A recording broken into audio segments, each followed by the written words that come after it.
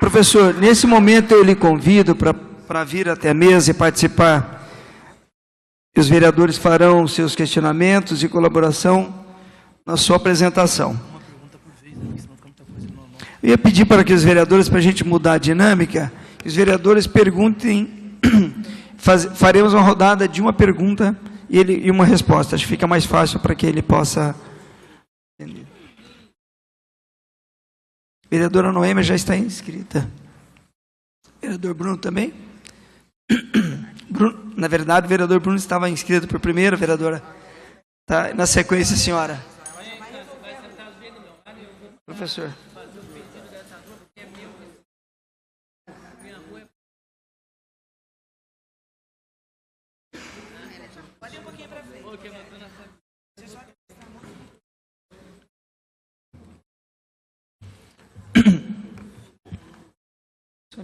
Alô, alô? Professor. Estão me ouvindo? Ok, eu quero. Nesse momento, vamos abrir para os vereadores que queiram interagir com a sua palestra, professor. O vereador Bruno Pessutti terá 2 minutos para suas perguntas. Na sequência, o senhor já responde e faremos um bate e volta. O vereador pergunta e o senhor já responde em sequência. Pode ser? Sim. Ok. Vereador Bruno. Muito obrigado, senhor presidente. Bom dia ao senhor Roberto de Almeida Leite. É uma satisfação ter aberto a possibilidade de transferido à Tribuna Livre a vereadora Fabiane Rosa, quando me solicitou. Nós conversamos dias atrás aqui no plenário e Vossa Senhoria explicava das dificuldades e poderia explicar também para os outros vereadores a questão das calçadas, como é difícil a circulação nas calçadas e aquela questão que achei bastante interessante para as pessoas não passarem a mão no cão-guia, né? Não tratarem como um animalzinho de estimação, porque ele é uma ferramenta de locomoção importante. E muitas vezes as pessoas, por se tratar de um labrador, um cachorro bonito, as pessoas querem passar a mão. E o que isso pode transformar, a dificuldade que isso traz ao cão-guia também. Posso responder? Bom, obrigado pela pergunta, vereador Bruno. Me permita chamá-lo assim. O motivo pelo qual não se agrada o cão-guia quando ele está em serviço é que ele associa o uso, ele já é instruído e treinado para associar o uso do arreio e da alça ao trabalho. E o que isso pode ocasionar? E eu confesso a vocês que já aconteceu várias vezes, principalmente dentro do coletivo. Eu sentadinho no banco retrátil, e aí vem aquela mãozinha, pelo menos no tempo que eu era mais jovem, assim, nos meus 5 anos, 6 anos, a minha mãe me ensinava, antes de pôr a mão em algo que não é seu, pergunte. Eu já estou com 53 anos, talvez tenha mudado um pouco isso. E aí o que acontece? Quando eu percebo pela movimentação dele, principalmente a movimentação de cabeça que reflete ali, onde eu estou segurando ele na guia, eu coloco a minha mão na cabeça dele e por muitas vezes eu surpreendo uma mãozinha ali. E aí eu falo, olha, por favor, não pode agradar o cão-guia porque ele está trabalhando e ele precisa estar concentrado para o momento dele de guiar. Agora ele não está guiando, mas ele está em aguardo de um comando, ele esteja atento, focado. Imagine a situação, vereador Bruno e demais vereadores e convidados. A hora de descer de um biarticulado, se ele descer desatento e, vamos imaginar uma situação que quase não acontece, aspas, de estar desalinhada aquela plataforma. Lá vai o cego para o buraco. E eu confesso a vocês, quando eu usava a bengala, aconteceu uma vez. Gente, é apavorante. É apavorante. Então, peço a que todos coloquem no seu Facebook. Quando encontrar um deficiente visual, quando encontrar um cego com o cão-guia, não distraia e nem agrade. Pode conversar com o cego, pode perguntar, pode fotografar. Porém, não agrade e não distraia.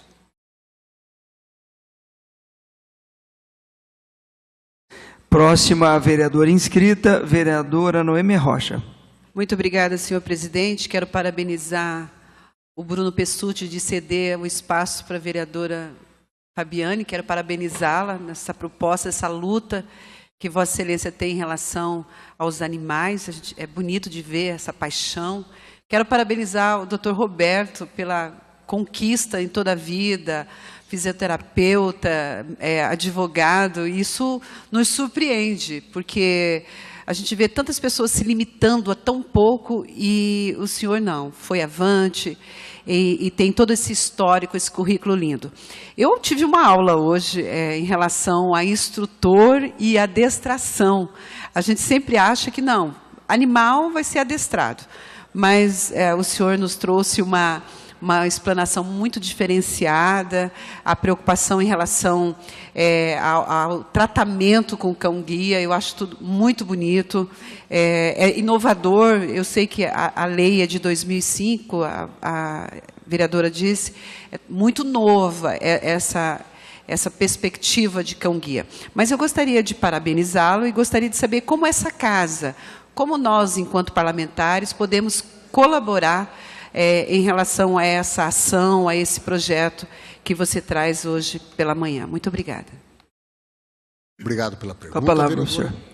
Desculpa, presidente. Não, por favor, por favor. Não, fica no automático, pode ser assim. Mas a maior dificuldade é de ver em você uma pessoa com deficiência visual.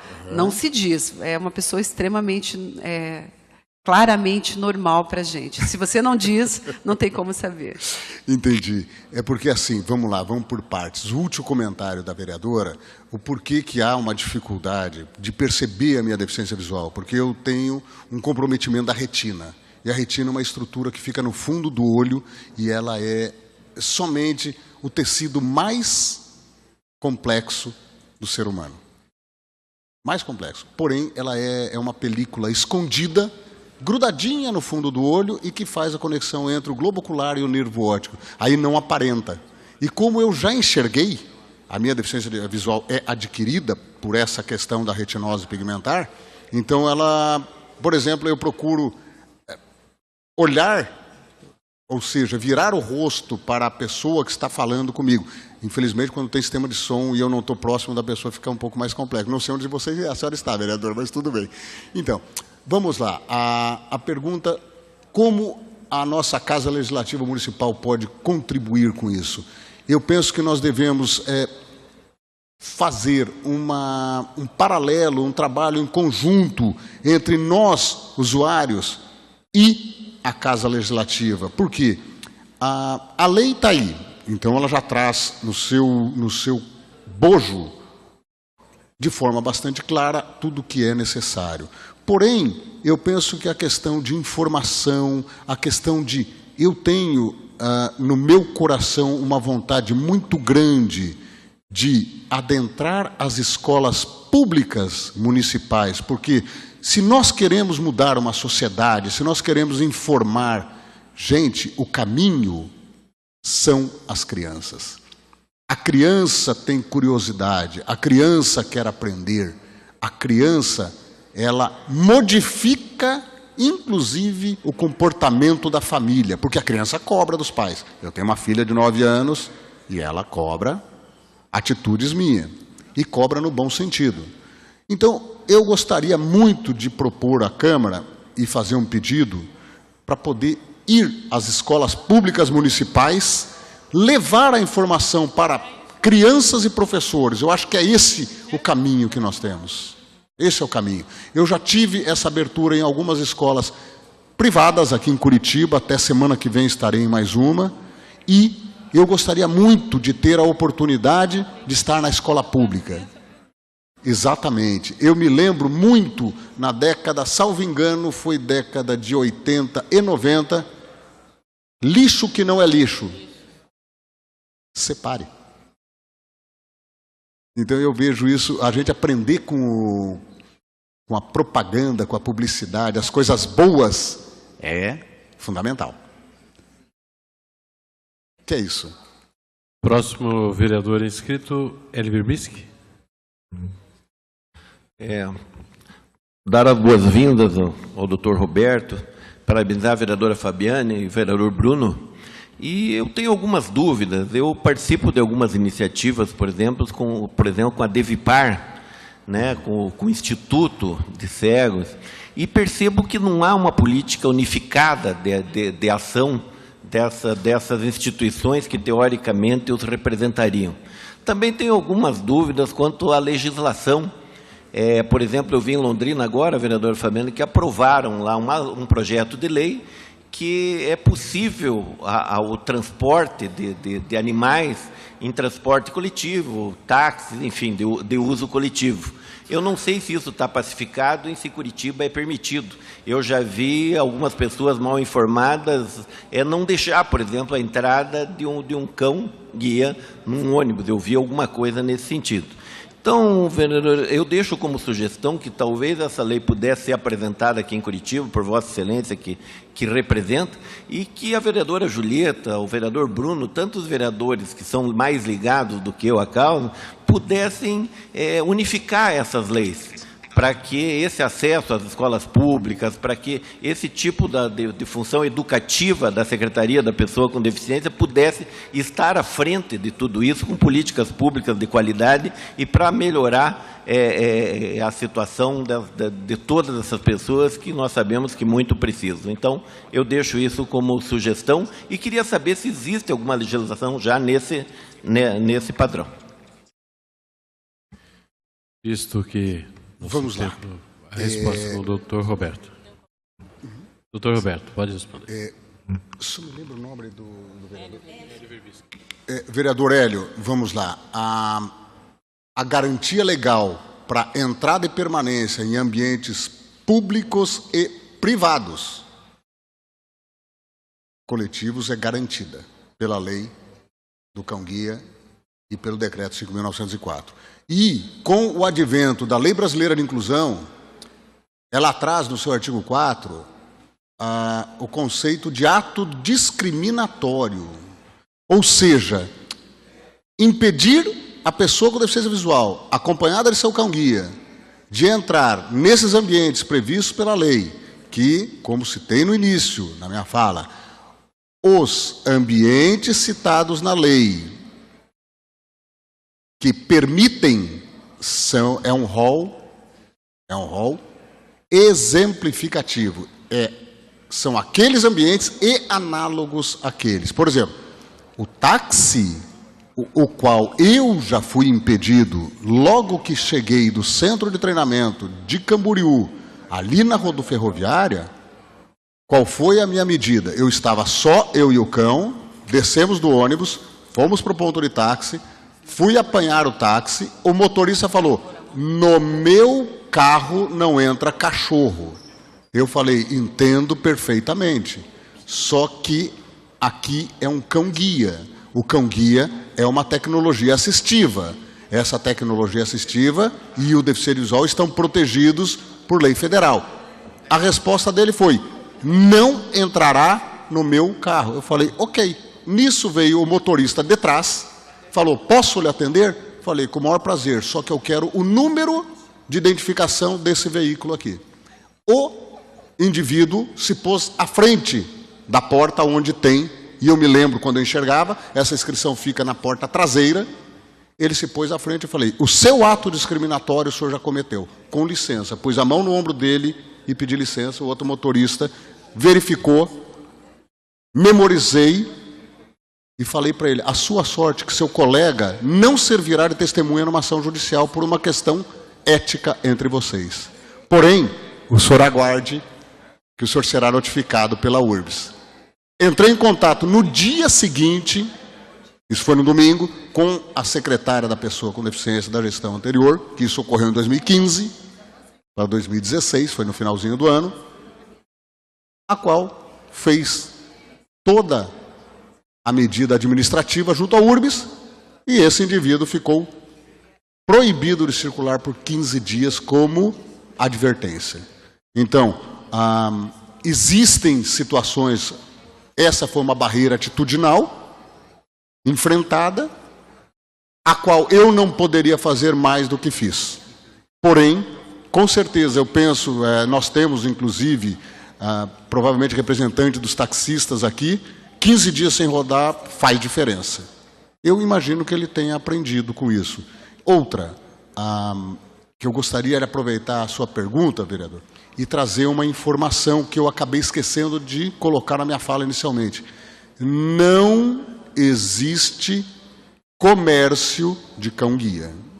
Gravem isso na mente de vocês. Não existe comércio de cão-guia. Não existe compra e venda, não existe aluguel, não existe.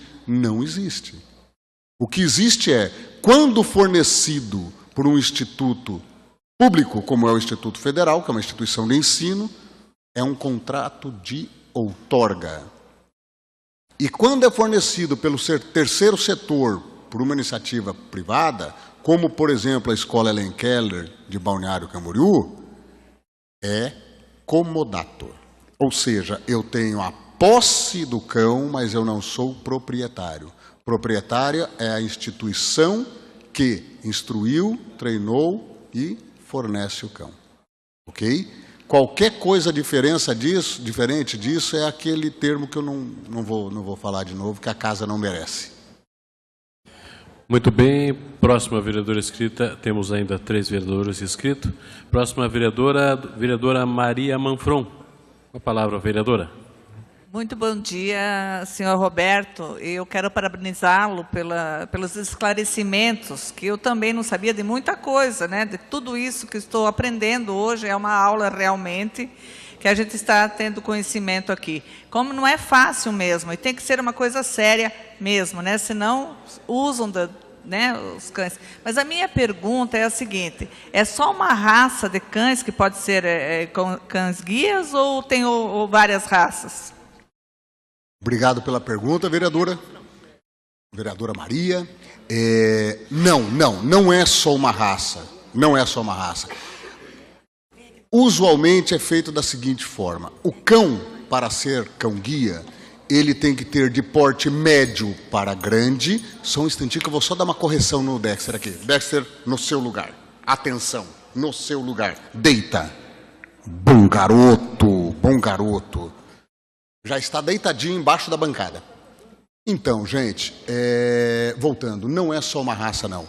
O meu, por incrível que pareça, a maioria das pessoas fala: puxa, que labrador bonito, que golden bonito. Não, ele não é um labrador e ele não é um golden. Ele é um flat coated retriever. Flat coated retriever. O primo dele é o setter irlandês. Então, é um cão com bastante energia, é um cão que gosta de caminhar. Outro detalhe, o cão-guia não exerce seu trabalho por obrigação. Ele guia porque ele gosta. Tá? Ele guia porque ele gosta. O cão-guia, quando ele começa a não querer mais guiar, ele não guia mais. Ele é aposentado. E com a aposentadoria dele, ele tem 2 caminhos, 2 possibilidades. Uma possibilidade, ele daí passa a ficar com o usuário como um cão de estimação, aí ele não guia mais, ou ele pode ser encaminhado de volta para a instituição que forneceu ao deficiente visual.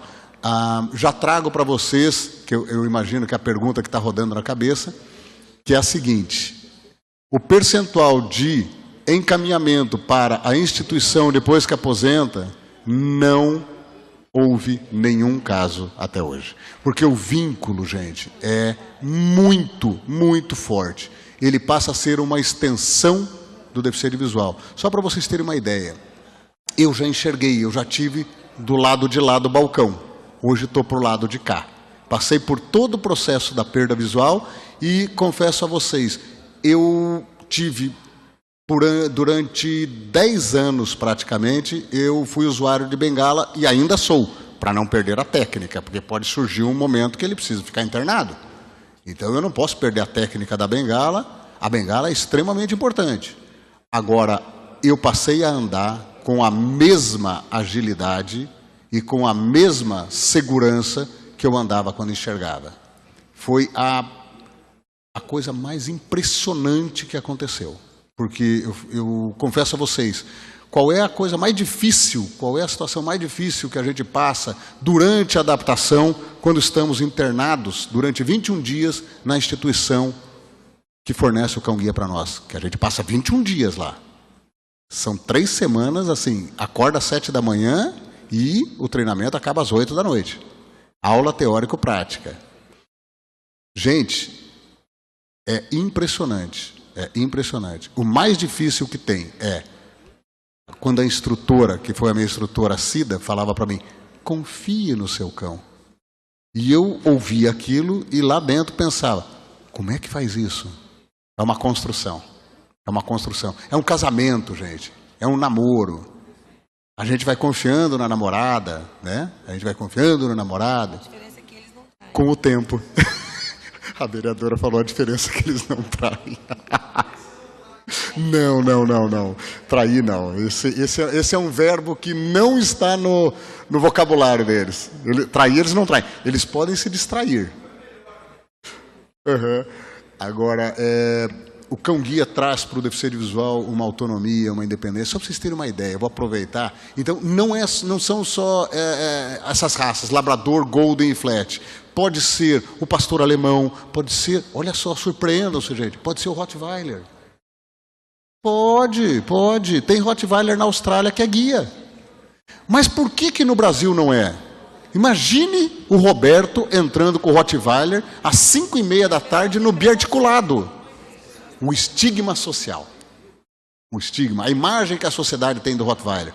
Eu entro no biarticulado, o biarticulado esvazia. Oh, é uma vantagem. É uma vantagem. E é um negócio... É uma coisa muito, muito, muito bacana. Eu nunca mais caí em buraco, gente. Aliás, amados vereadores, eu quero trazer uma coisa para vocês. Quem foi que substituiu o tapume? Lembra aquele tapume que era preto e amarelo com listas na diagonal escrito em obras? Quem é que substituiu aquilo por fita plástica de mais ou menos essa largura aqui, que deve ser o quê? Uns 10 centímetros? Eu queria saber quem é que substituiu aquilo, porque às vezes a bengala passa, aquilo está numa altura inadequada, lá vai o cego para o buraco. E vai, eu já caí quando usava a bengala. Outra pessoa que eu queria pegar, quem foi o cara que fez o design do orelhão? Ele pensou o nome, porque o cego bate a cabeça naquilo, devia ser cabeção. Aonde... Eu me lembro que tinha cabines telefônicas, era no centro, na Rua 15, graças a Deus. E na Praça do Batel. A Praça do Batel, salvo engano, até hoje tem uma cabine telefônica de telefone público. Eu me lembro que os tubos dela eram vermelho e a estrutura de vidro. Era um troço espetacular. Pelo menos eu nunca bati a cabeça naquilo. E acredito. Não, o orelhão, o cabeção é terrível. Eu já tive amigos que abraçaram e beijaram no disco do orelhão, que a bengala passou, pegou o postinho e falou, é um postinho, e foi em frente. É assustador, gente. Muito bem. O próximo vereador inscrito, professor Silberto.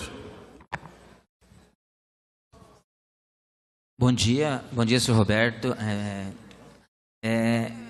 Obrigado pela explanação, muito esclarecedora. A minha dúvida é a seguinte, em média, o senhor pode responder, em média, quanto tempo leva para um cão adestrador ficar preparado para acompanhar, preparado para o trabalho dele em si? Okay. Seria isso a pergunta. Ok, vamos lá. Muito boa a sua pergunta, vereador. Um cão-guia, ele começa a ser treinado, e aí é um treinamento lúdico, a partir do momento que ele desmama. Quando ele já não mama mais, ele vai para a creche, que é dentro da instituição que faz o treinamento e a instrução. Essa creche eles buscam ter todos os pisos pelos quais o cão-guia vai passar com o deficiente visual. Ou seja, nessa creche vai ter paver, asfalto, brita, grama, areia, terra, mato, tapete, carpê, piso de madeira, carpê de madeira, etc, etc, etc. Vai ter tudo isso com brinquedos com som ambiente que traz tudo que uma cidade e o campo proporcionam. Ele vai ouvir barulho de trem, barulho de avião, barulho de navio, barulho de ônibus, tudo dentro dos decibéis que são adequados. E ali começa o treinamento dele, de uma forma lúdica, de uma forma brincando, aonde ele vai aprendendo aonde ele pode pisar e aonde ele não pode pisar. Posteriormente, ele vai para a família socializadora. A família socializadora, um detalhe que eu também, foi muito boa pergunta, um detalhe que eu havia passado batido. O cão em socialização tem o mesmo direito previsto para o cão-guia. Por quê? Porque a família socializadora recebe esse cão, ela é primeiro selecionada pela instituição que fará o credenciamento dessa família, o cadastro dessa família, é tudo muito rigoroso, e essa família socializadora recebe o cão em fase de socialização. E aí vai levá-lo para restaurante, lanchonete, ônibus, avião, navio, tudo. Táxi, tudo, shopping, tudo. E esse cão em socialização já vai sendo dessensibilizado. Por quê? Porque são esses ambientes que ele vai frequentar com o deficiente visual. E aí ele passa até aproximadamente um ano e 2 meses, 1 ano e 4 meses, com visitas periódicas feitas pelo grupo de instrutores e treinadores.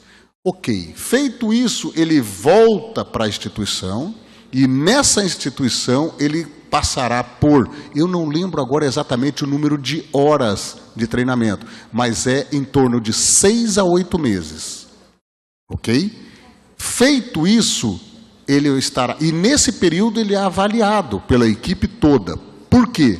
Ele tem avaliação veterinária para ver se não há nenhuma alteração de quadril, joelho, cotovelo, coluna. Tudo isso é visto, porque como vai ser um cão que vai andar, e vai andar razoavelmente, ele tem que estar com a sua estrutura para que não ocorra, vereadora Fabiane, não ocorra sofrimento. Não ocorra sofrimento. Não é contrário ao que alguns pensam. O cão guia porque ele gosta e não é sofrido para ele. Você quer ver o Dexter feliz? É a hora que eu saio da casa da paciente para ir para a próxima. Ele fica todo pimpão. E olha, ele liga a tração nas 4 e vamos embora. Vamos embora. Então, o cão daí volta e passa, em torno de 2 anos, todo o circuito. Todo o circuito leva 2 anos aproximadamente. Às vezes um pouco mais, dependendo da característica do cão, às vezes um pouco menos. Muito bem, próximo vereador inscrito, vereador Felipe Braga Cortes. Bom, parabéns, vereadora Fabiana, por ter trazido o assunto.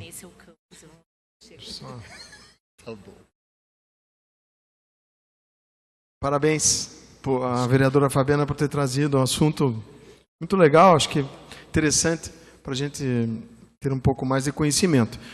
E parabéns ao Roberto. Na hora que você chegou aqui, eu acabei conectando com uma pessoa que se tornou uma grande amiga minha, que é a professora Kellen, e que é uma professora da Universidade Federal. Até me falou que o senhor estará indo para o litoral, parece que para ter alguma palestra na Universidade Federal lá. A Kellen, a vereadora Fabiana, ela é professora do Estado e ela tem um trabalho muito legal, de verdade, com deficiente visual, com alunos e professores, que ela capacita professores da universidade e do Estado para poderem darem aula, inclusive para nível de engenharia.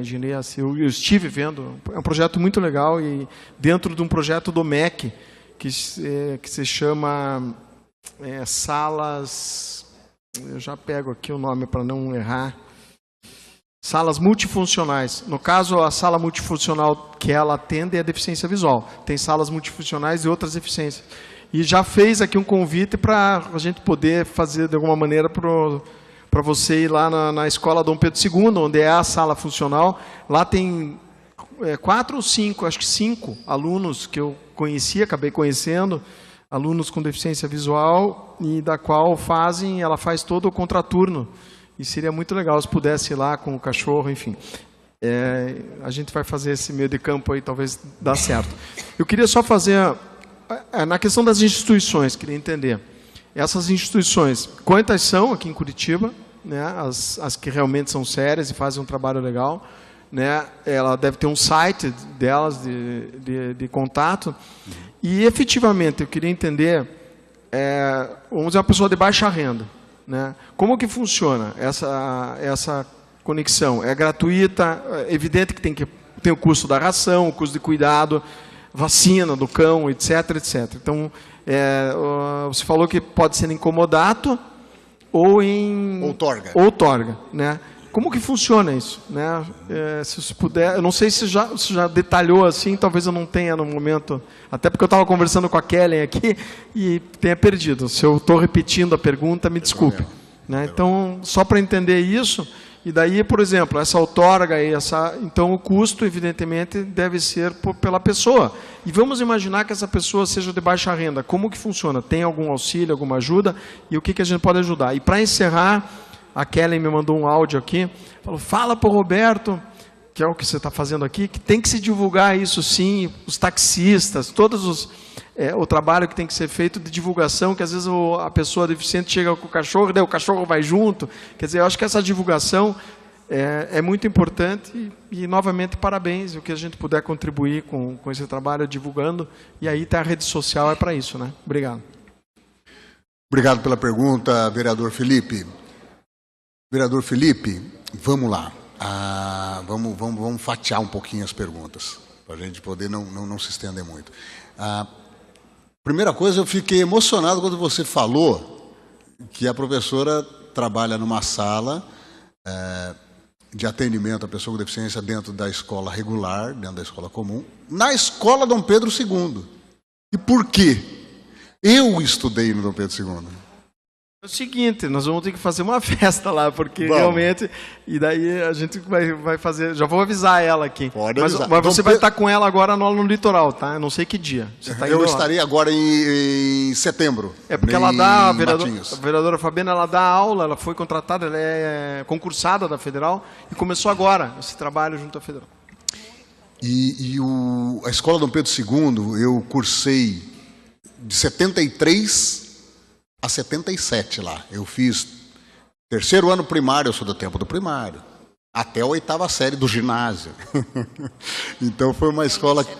Eu enxergava, eu era baixa visão, usava um óculos para leitura escrita que eu brincava dizendo que eu era controlador de qualidade de papel, porque ia arrastando a ponta do nariz no papel e escrevendo. Então, eu agradeço a Deus por não ter adquirido uma cifose dorsal, porque a posição era medonha, ok? Então, vamos lá, vou com o maior prazer, fala para a professora que teremos a maior alegria de ir lá no colégio, na escola Dom Pedro II, ok? Deixa eu só agora, eu fiquei emocionado com a pergunta, quando você comentou. Agora é só a questão das instituições, quanto custa para baixa renda e o site, etc. Perfeito, vamos lá. Instituições em Curitiba, está todo mundo sentado ou não? Nenhuma. Isso é interessante dizer. Bom, mas vamos lá. Quais são as instituições públicas atuantes hoje no Brasil que fornecem cão-guia? Instituto Federal Catarinense Campus Camboriú, aonde tem o Centro de Formação de Instrutores e Treinadores. É um curso de pós-graduação que ele é aberto ainda, por que eu digo ainda? Porque foi aventado o encerramento, porém, graças a Deus, ainda não foi, e não, se depender da gente, não será. E o Instituto Federal de Alegre, que daí é para a formação de treinadores. Então, lá são os alunos de nível médio, e aqui, em Camboriú, é pós-graduação para professores da rede. Por quê? O projeto inicial era 7 centros de treinamento no Brasil.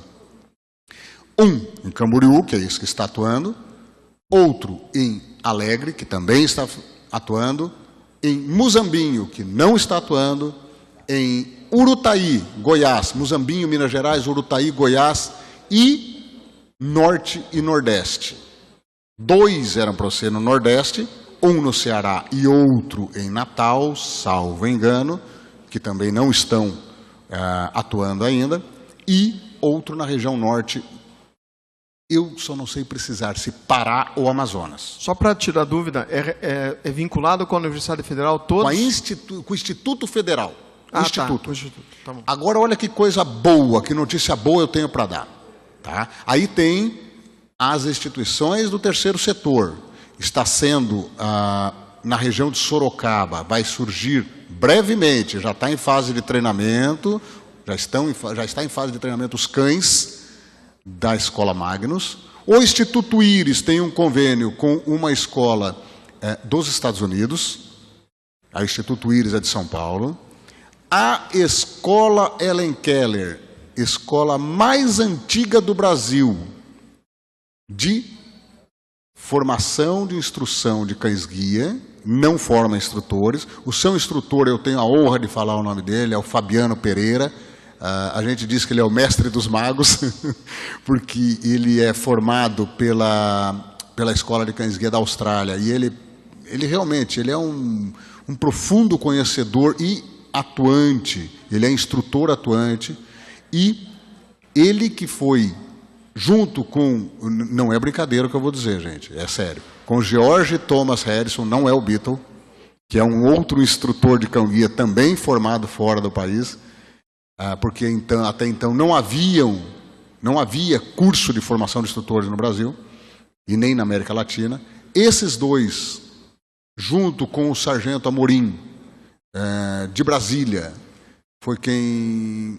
foram eles que transferiram a ciência, a tecnologia e a arte desse conhecimento para a primeira turma de instrutores de cães-guia do Instituto Federal.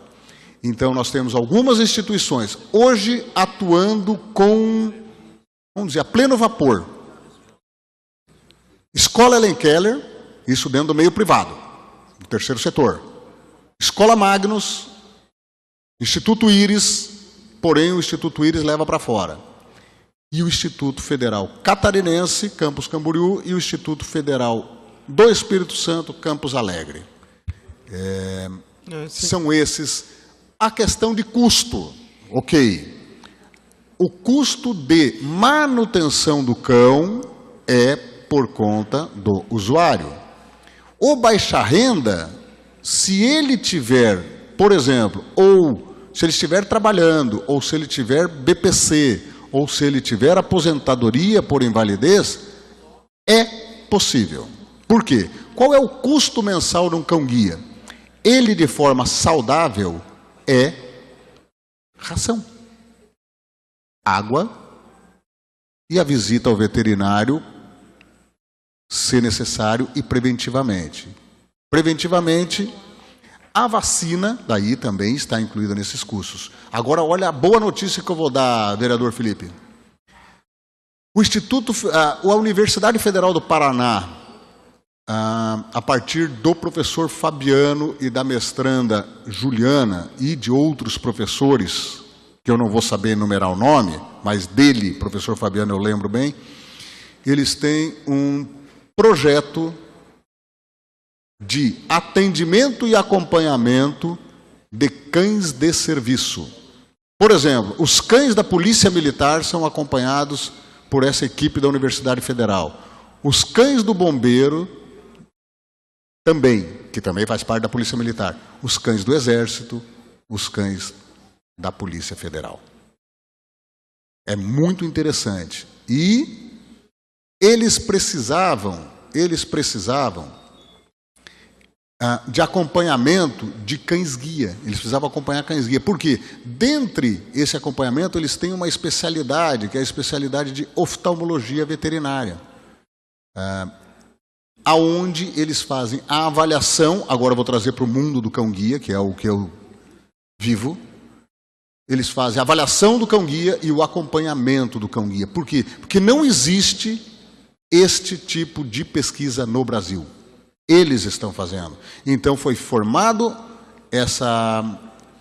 esse projeto que funciona materialmente, que nós estamos dando agora o encaminhamento da formalidade para que esse projeto se torne um convênio independente se o professor Fabiano vier a se aposentar quando tiver que ser obrigado, por exemplo, aos 70 anos, segundo a previsão legal.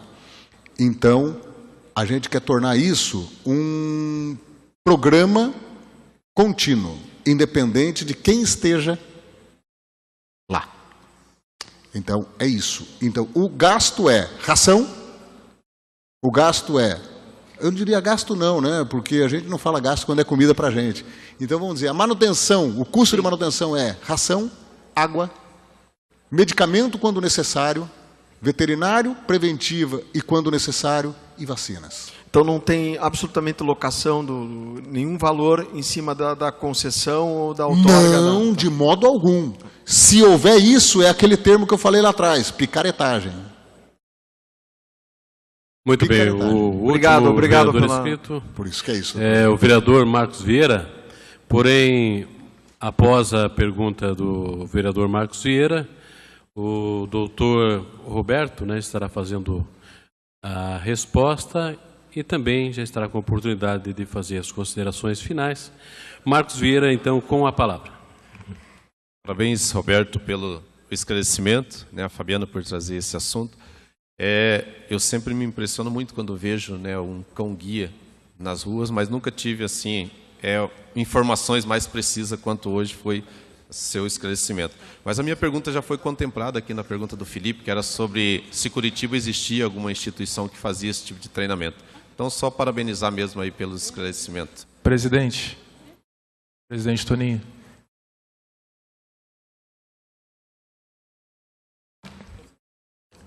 Alô. Presidente, eu gostaria... Posso fazer uma pergunta curta, já que o vereador Marcos... Sim, pois não. Só uma pergunta ao Roberto. Desculpa, talvez eu não tenha pego, mas não sei se o senhor falou do número de pessoas cegas ou com baixa visão em Curitiba, se a gente tem uma estimativa, um número absoluto de pessoas que têm essa situação? Aí, podemos pesquisar isso, eu não tenho essa informação, mas eu vou trazer o número segundo o censo do IBGE de 2010. O IBGE nos traz o número de 6.515.000 pessoas com baixa visão e cegueira. Com cegueira, 515.000. Então, há uma demanda reprimida, há uma necessidade e não são todos os deficientes visuais que querem ter um cão-guia. Adianto isso a vocês. Eu estive em alguns encontros no Instituto Paranaense de Cegos e tem pessoas que não querem. Consideram que com a bengala estão muito satisfeitos, sem problemas. Assim como tem pessoas com deficiência visual que preferem utilizar-se de guias na calçada ao invés do piso tátil.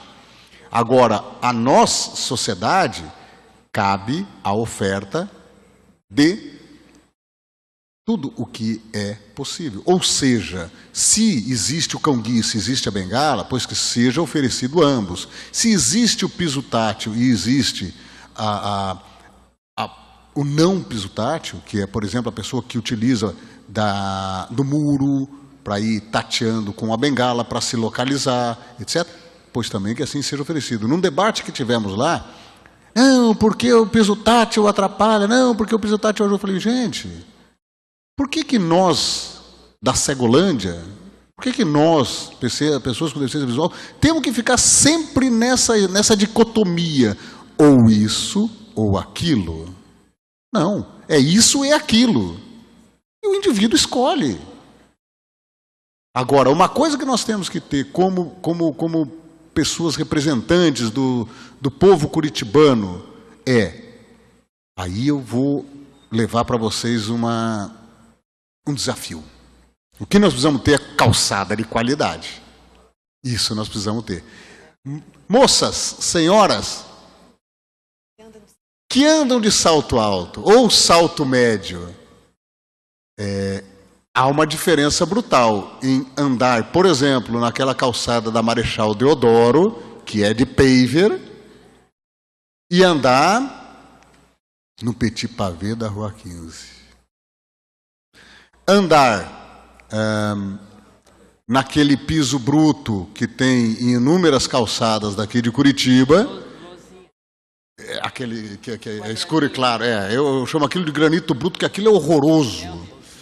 Aquilo é horroroso. E andar, seja no paver, ou seja naquela calçada muito bem feita da Bispo Dom José, sem o granito. Sem o mármore, que aquilo seria o sabão. Mas é um sabão. Principalmente se for vitrificado. Agora, aquela calçada que foi feita da Bispo Dom José, que é de cimento, e que eu acompanhei quando foi feita, é espetacular. Ali, para ser nota 10, só faltou o piso tátil. E outra coisa, a rampa de acesso entre a rua e a calçada. Gente, pensem comigo, o tamanho da rodinha do cadeirante, a roda dianteira, é mais ou menos isso aqui.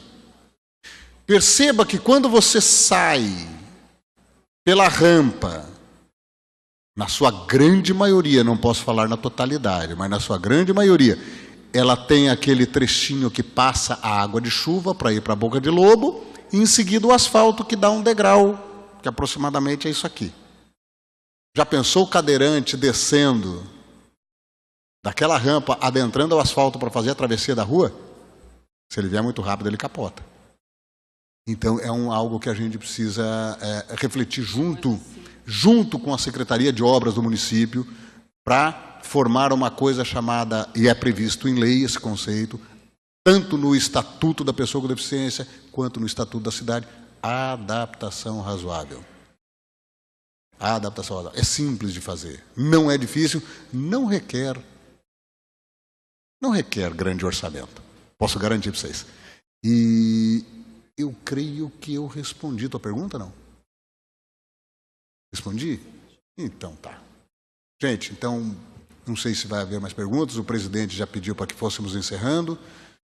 Odeio o gerúndio, para que encerremos. Presidente Toninho, só uma sugestão.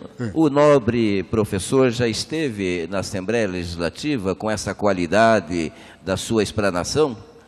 Eu ainda não tive a honra de ser convidado. Eu acredito que aquela casa está já penalizada por não lhe acolher lá. Nós estamos saindo aqui com informações da melhor qualidade. Eu tenho uma amiga que é deficiente e ela tem me ensinado muito. Hoje o senhor reforçou. Parabéns. Obrigado. Vereador Oscarino, então, doutor Roberto Conceição de Almeida, nosso muito obrigado pela participação. Com a palavra para considerações finais. Fique à vontade. Para considerações finais, gente, eu gosto muito de falar e agradeço a todos por nenhum vereador ter feito um jargão que é extremamente complicado, que é a tal da superação. Não tem superação. O que tem são barreiras. Quero trazer aos vereadores e à casa e aos convidados e aos servidores dessa casa que a oportunidade e a vontade, quando se casam, gente, produz efeitos maravilhosos. Produz efeitos maravilhosos. Não adianta eu ter vontade se não houver oportunidade.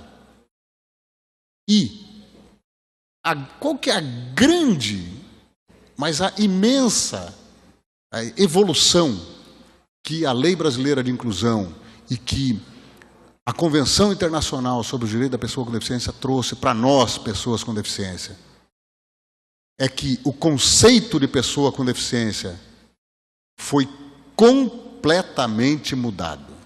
A deficiência não está na pessoa como um fator de limitação. A deficiência está na pessoa como um atributo humano. Como, por exemplo, nós temos mulheres de cabelos castanhos, de cabelos negros, de cabelos loiros, de cabelos cacheados, de cabelos grisalhos, de cabelos lisos. É um atributo, é uma característica. Agora, a deficiência, ela está, é isso que traz a Lei Brasileira de Inclusão e a Convenção. Ela está relacionada diretamente com as barreiras oferecidas pela sociedade. Se nós afastarmos as barreiras, se nós eliminarmos a barreira quando possível e formarmos a partir do conceito de desenho universal, ou seja, para todos. E se quando não possível o conceito de desenho universal fizermos a adaptação razoável, nós formamos uma sociedade inclusiva, como, por exemplo, a questão das escolas regulares não poderem negar matrícula, não poder recusar matrícula para pessoas com deficiência, seja essa escola pública ou privada, porque a Federação Nacional das Escolas Privadas entrou com uma demanda judicial absurda,